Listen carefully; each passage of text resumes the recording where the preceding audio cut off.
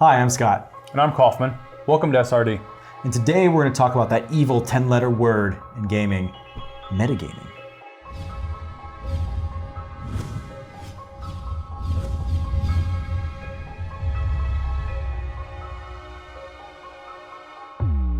Welcome back.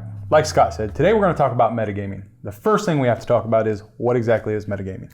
So some people have some different variations on what metagaming is, but I think for the most part, metagaming is when you use out-of-game knowledge to make in-game decisions.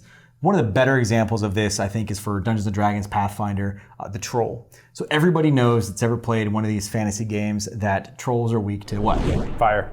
Yeah, fire and acid, right? So if you use that knowledge in-game and you're like this level 1 newbie, right? This level 1 fighter that's on the field, like, hark, there be a troll. And you're like, let me just go ahead and light my sword on fire. That's metagaming, okay? That is metagaming knowledge. You're using that I know the monster manual knowledge in-game, and that's not really okay. So that is one of the better examples. There are ways of getting that information in-game if you work with your GM. One of the better ways that I like to use as a GM is, or as a player really, is yes, I know that the troll is weak to fire and acid, but you shouldn't use that knowledge right off the bat. Ask your GM to make a roll for it. Like, hey, can I roll to see what the troll's weaknesses are? And 9 times out of 10, they'll be like, sure, why not? And you'll make that knowledge check. If you pass it and you know that, great, awesome. You were able to use that out-of-game knowledge to trigger that you need to use a roll. So that's kind of metagaming, but not as bad as just, Pulling out the torch and using that. Pouring the oil on the sword. Yep. At least you're using the mechanics correctly to get that information. And that's kind of what you want to do if you're going to do it. I can't honestly think of a time when metagaming is okay. How about you? Not off the top of my head. Yeah.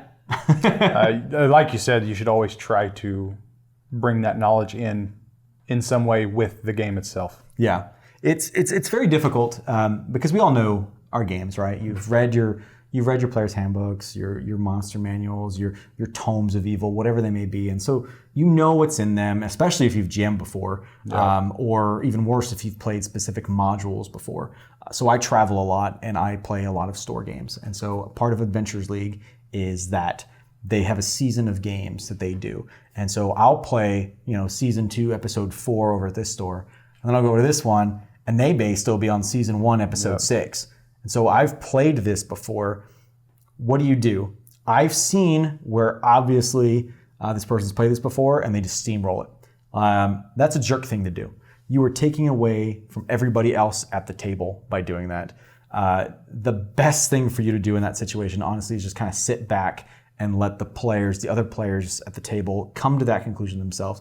It's the same thing as watching a movie or Game of Thrones, right? Like, if I told you about what the Red Wedding was and how it happens and what happens at it, and you've never watched Game of Thrones and I told you every detail, you'd be mad at me. And it's the same concept for metagaming. You're spoiling. You're spoiling the game for them. And I know that modules are very specific with that, but that goes into other things too, like the troll, or probably one of the biggest ones is hit points. So hit points in themselves, asking for hit points, telling your hit points is a very metagaming thing to do. And I think we all do that or did at some point in our gaming career. Mm-hmm. And what are some ways to get around that? Yeah, so the game by design is, games in general by design work off the hit point value, and that's your health as a total. And so the only way, at least that I've found over the years, is in session zeros to really encourage your players to not use the numbers. So if I am a healer and I'm like, hey, what is your hit points? So I know what to heal at. And he's like, well, I'm at, like 15 out of 20, which is typically what you will hear. That's metagaming. That is breaking that fourth wall and using that out-of-game knowledge in-game. I shouldn't know what's on his character sheet, and he shouldn't know really what's on my character sheet. So there are ways that you can train your players or train yourself if you're a player to not do that. One of the ways that we use over the years is just like, I'm bruised, but I'm okay. I have a gash on my forehead that's bleeding quite a bit, but I will live. From 4th edition, I'm bloodied. Bloodied was a great condition that came in 4th edition Dungeons and Dragons. It was when you're at half hit points. And that's a term that we still use today at the table, just because it does give that term. Yep, right? that baseline knowledge. Oh, okay. I'm at least half hit points. And so it doesn't say, well, I'm at 15 out of 30. I am on my last leg. If I take one more blow, I will fall. My arm is falling off, please, call your God to heal me. So in those situations, are you a proponent for making that a skill check, dice check type thing? You can, and in some other systems, I know Pathfinder had rolls like heal checks and stuff like that you could tell how the player was doing. Out of combat, I would say, yeah, absolutely, all day. In combat makes things a little bit more difficult. If your players ask for it, I'd say go ahead, yeah.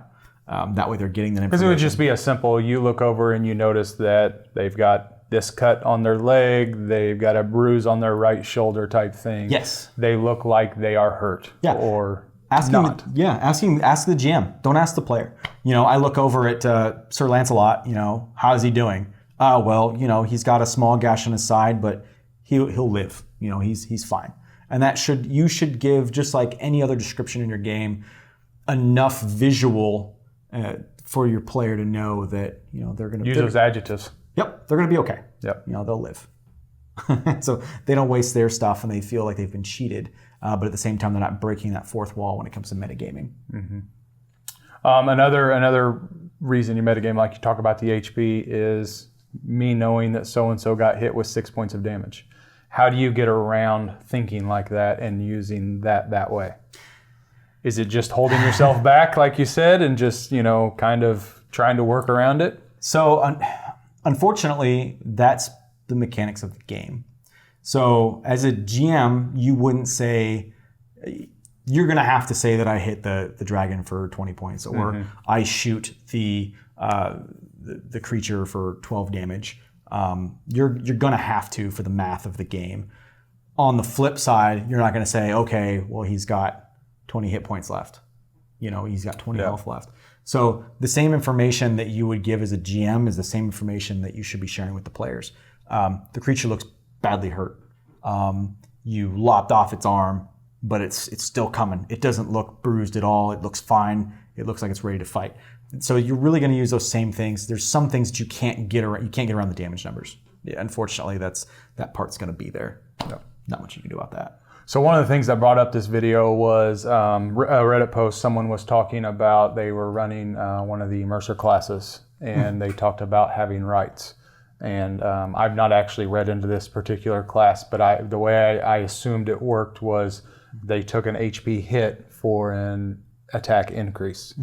And the player was low on health, and the GM described to the player that, just so you know, on this attack, if I do X amount of damage to you, you will die instantly.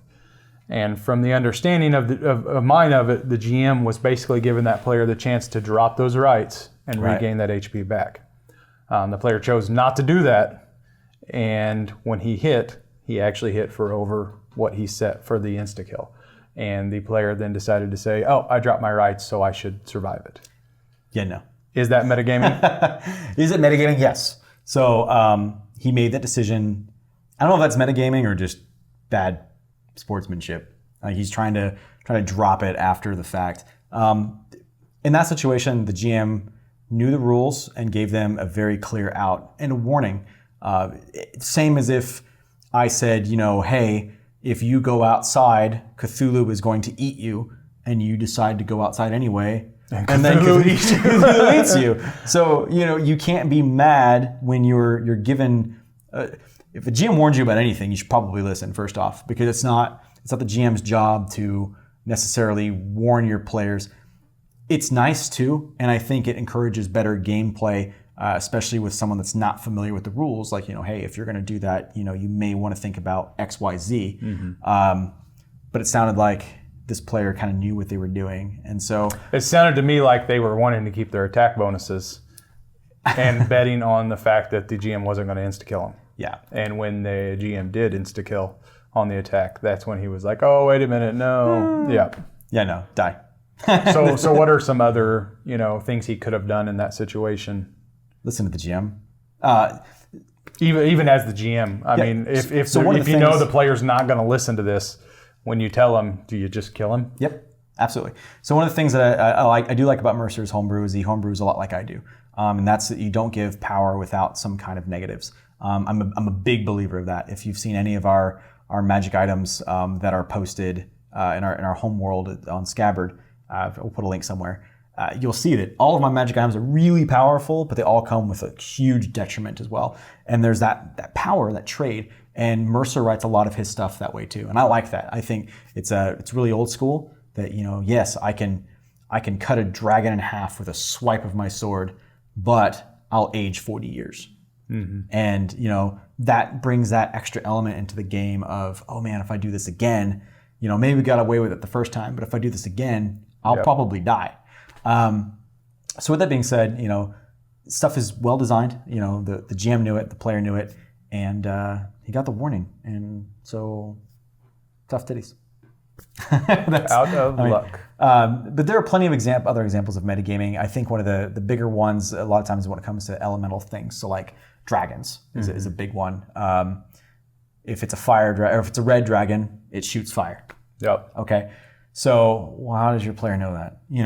He gets the little rings like in that one famous MMO that don't stand in the Yeah. So little things like that may not seem like a lot, but you're actually breaking the story a bit. So if your background is that, well, I came from this forest in the middle of the woods where I didn't know anything, and I was this, and I had no public education.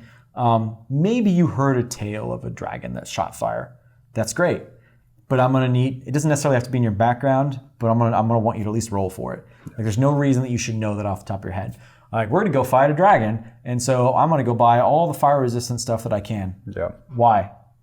Why are you going to do that? Well, because it's a dragon, it shoots fire. Well, how does your character know that? Yeah. Exactly. Yeah. So I mean, I'm welcome. As a GM, I am welcome to in-game reasons why. Like I am welcome to the player being like, okay, well, maybe I'll go around the town and gather some information about this beast. And then you can feed that information to them. And then you can feed that information if you want them to know it. If they rolled well enough. Yep. But honestly, when it comes to metagaming, you're taking away from the story. One of the best things that I love about a new game or a new supplement is finding creatures and challenges that I've never done before. Because as a GM, I know all the stuff in like the monster manual, 1, 2, 3, and 4, and 5, and 3rd edition, and some of the other supplements. And so I've known them so well that I know like exactly what an undead is weak to. And so there's no surprise. So when there's third-party books that come out, like Tome of Beasts, which is phenomenal for 5th edition if you've ever gotten it, they've got a bunch of new things in there and different takes on stuff. So whenever there's a new supplement that's out there or a whole new game, there's that excitement again of sitting down when I was 14, 15 years old, trying Dungeons & Dragons for the first time, of being like, what is this? What does it do? And so if you use that knowledge in a game when you're with some other players, some newer players, you're taking that from them and you're being spoilery. And think about those situations when you first started playing the game, the memories you have of that, and realize that that's the reason why you shouldn't metagame. Yeah. Is to bring those memories back, to get back into that storyline type elements. Yeah. And you can. You can if you decide not to. It's hard, don't get me wrong. It is hard not to metagame, but if you choose not to, you can still have that fun of, oh man, so I know that I don't have fire or acid to deal with this troll. How do I deal with it? I know that I don't know anything about these arcane runes. So how do I stop the cult of Cthulhu? How do I deal with this issue because I don't have an occult role? And, I know outside of game, this is what I need to do, but in game, there's nothing I can do about it. And sometimes that's really fun. Yeah. So how do you call anyone out on metagaming? As a GM, I tend to call it out. Is say, hey, try not to be so metagamey. It's not a difficult call. I mean, usually pretty typical. Obvious, like I said in those examples, like, well, why would you load up on all this fire resistant stuff versus a dragon? You've never fought this dragon. You know nothing about dragons. And so I bring it up in that question. Just question, if you question the player as to why would their character know this, typically they get the hint. And if they don't, then maybe it's time to explain what metagaming is. Maybe they don't know, especially new players. They may not understand that that's not necessarily something that you want at your table. Sometimes it's okay to metagame if that's the kind of game you want to play. Sometimes you want to play a fast, loose, drink a few beers, have a good time game, and just go with it. And that's cool. Actually, I've ran a game where real life players were sucked into the world, just like the old Dungeons and Dragons cartoon. And so metagaming was actually encouraged in that game. But that was part of the story. That was part of the experience of that game, is that they were playing themselves in this world with their knowledge. So that was okay. It was part of the story. But most of the time, that's not the case. So if you see it, call it out. If you see one of your other players doing it, try to niche it. Try to nick it a little bit. That goes also for DMs. So just because you know that your players have some super awesome ability doesn't mean that you need to design every encounter to counter it. That's a big. It makes me angry, honestly. Yeah. As a player, there's nothing worse than creating a character. I like to create characters that are really good at something. So maybe I'll create a character that's really good at slaying undead, because I expect at least sometimes to come across undead. Not all the time, but sometimes. And there's nothing worse than playing 20 levels of a campaign with no undead in it, specifically because the GM knows that you'll mop the floor. Yep. Yeah. It hurts. It makes you feel like your character is useless, because you're probably going to be a little bit useless because you spend a lot of time making your character focus that way. Every character should have their chance to shine. I'm not saying to not design challenges for those characters that are optimized. Absolutely do that, but not every time. You have to let your players shine too. So don't metagame on your end either.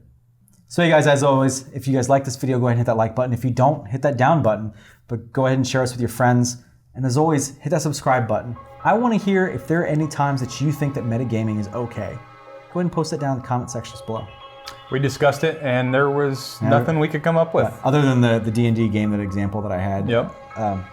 Can't think of any. Yep. So go ahead and throw them down there, and we'll see you next week. Bye-bye. Bye.